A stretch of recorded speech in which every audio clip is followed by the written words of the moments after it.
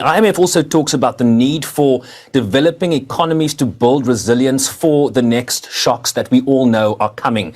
Right now we have a pandemic which remains a clear and present danger. The war in Ukraine could have long-term consequences for the global economy, and then natural disasters like the one being experienced in KwaZulu-Natal. Add to that, of course, concern around corruption. You talk about power cuts that weigh on social outcomes, including rising poverty in South Africa. The prevailing sense, Minister, is that the country is one or two shocks away from chaos, elements of which we saw manifest itself in parts of the country last year. Am I being too pessimistic?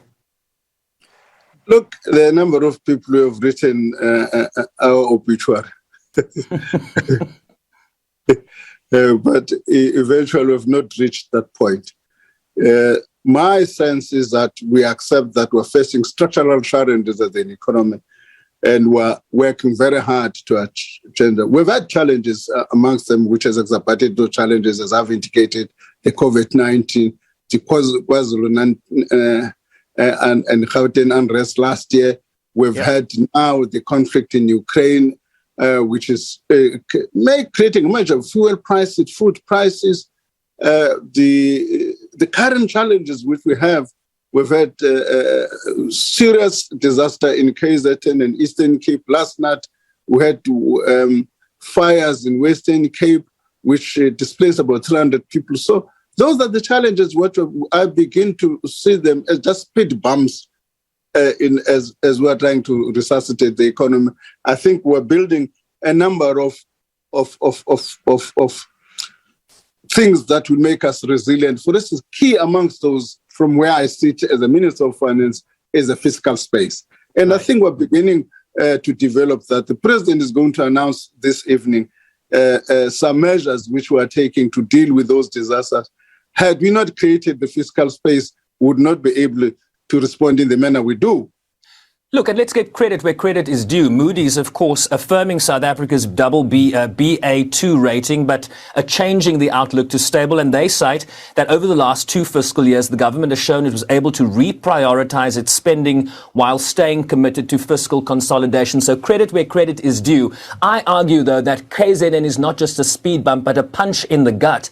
Given the context that I've laid out, there's over 10 billion rands worth of damage. I think we've heard from the government that they are putting 1 billion on the table so far. But where is the money going to come back to build back better, given that we are just now beginning to see light at the end of the tunnel in terms of the fiscal consolidation you talk of? Let me just say, I mean, part of the usefulness of some of these things, I said the key activity which we did from a fiscal point of perspective is create a fiscal space.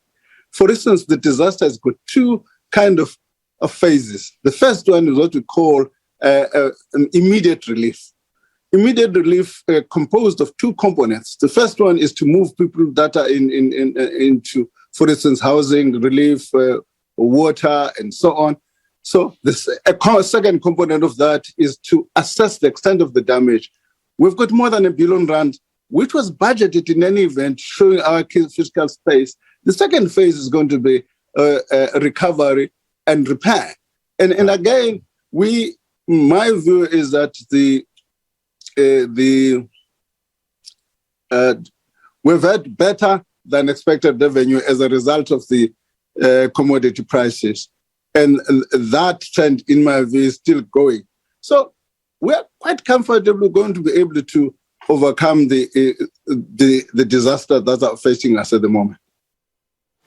For the full interview with the Finance Minister, which includes a deep dive into South Africa's debt burden, join The Full View tomorrow evening at 7:30.